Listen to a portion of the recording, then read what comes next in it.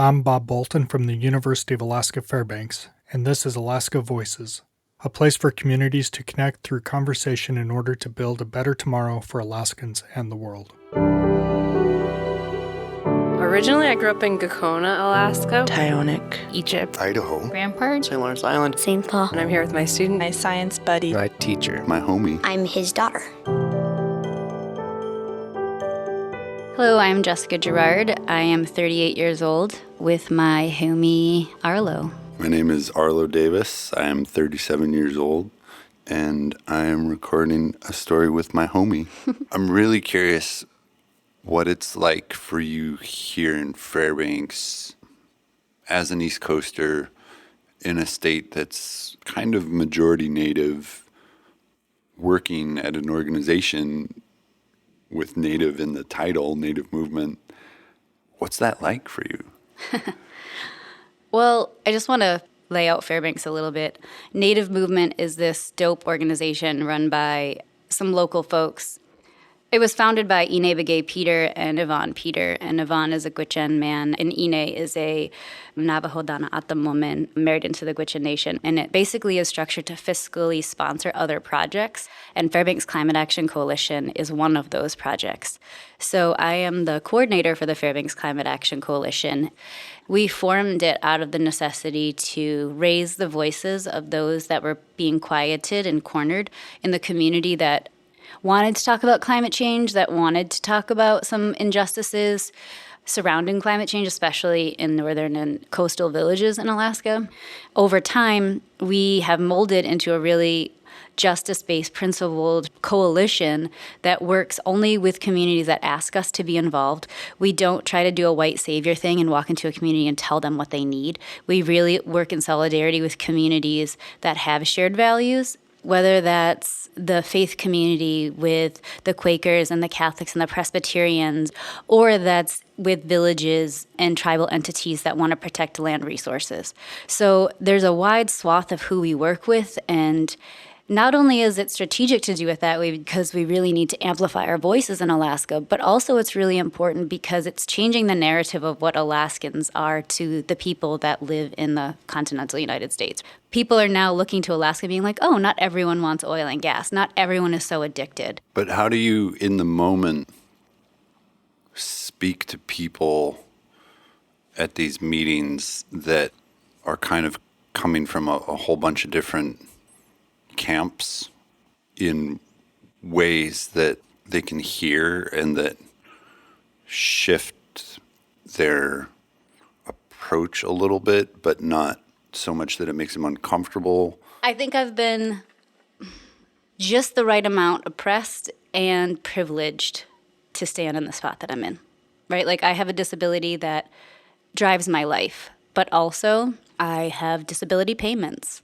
So there's this weird juxtaposition of being oppressed and being the oppressor, right? I went to Iraq. I watched people get blown up on drones months at a time and cheered about it. I have to live with that every day, and I have to work from there to be a different person, recognizing that communities, specifically communities of color, frontline communities, have been trying to get people on board and tell them how bad things are for generations. And now there's this universal awakening happening. And I think it's really important that we don't waste time with everybody doing maybe necessarily a deep dive, that we do need to just address things as they come. We have been a socially unjust country since our inception, from the genocide to the slavery and on, and we keep pretending like it didn't happen and we can walk away from it. And if we don't talk about it, it won't make us uncomfortable. So I've just gotten really used to being uncomfortable. And then I have people like you in my life that ground me and center me and bring me back to this land and why we're doing this work. And I think I couldn't be me without people like you in my community. So. And that goes both ways.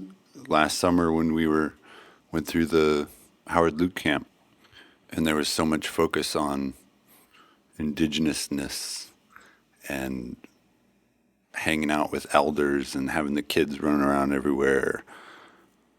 Leaving that camp, I felt legitimized as a Native in ways that I had not felt before. And you and Eric were there for me when I was transitioning and building up my confidence. And so I've always really appreciated you and Eric giving me the space to just be myself.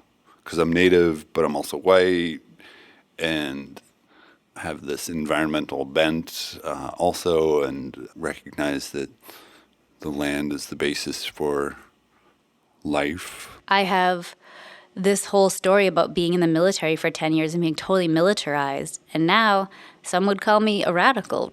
And so that's a very long journey that some people won't want to see both parts of. Just like it seems to me when you're saying you're both Native and white, there's two parts of that story. You're not just this one thing or the other. And I think the more that we talk about our differences and our full stories and how they've informed where we're at, that is how we make the community stronger for whatever we face. Because if we're not reconnecting, we're not moving forward.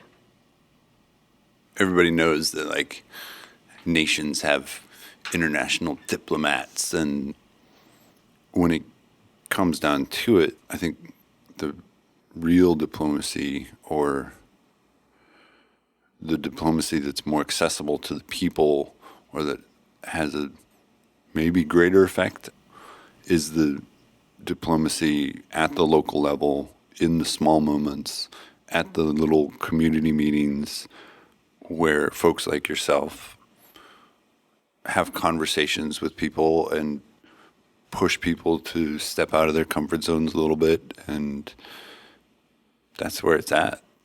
And that's going on everywhere. I think, at least I hope so. Yeah, I think it's hard in Alaska. Sometimes it feels like we're all alone up here doing this work. But then when you go down to Baton Rouge and they're fighting a pipeline there, or you go to Wisconsin and they're talking about land rights for their deer there.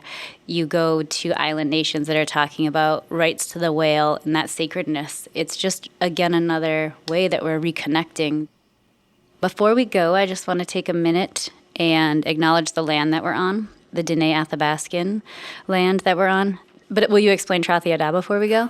I was hanging out with Adrian a couple weeks ago when we drove out to Chena Hot Springs, and I found out from her that troth is the Diné word for what we call mashu back home in Eskimo, which is a root from a plant that is kind of like a long, skinny potato. And so she was saying Trothiada is the hill where you can find troth, or mashu. Anyway, Arlo, thanks for dragging me here. This has been really grounding, and I'm thankful that we got some time together. Yeah, and I'm thankful you were up for doing this. Alaska Voices builds bridges by creating a space where community members, friends, policymakers, and scientists can share stories and place-based knowledge. This project was developed in partnership with StoryCorps and was funded by the Alaska Climate Adaptation Science Center. Additional funding was provided by the University of Alaska Fairbanks Chancellor through a generous gift from the Bentley Family Trust. Alaska Voices would not be possible without the help and efforts of an amazing group of people. Our producer and audio engineer is Kelsey Skonberg of Mossy Stone Media. Our podcast and outreach specialist is Michael Delu, and our website designer is Carolyn Rosner. If you are interested in more conversations or information, please visit our website at alaskavoices.org.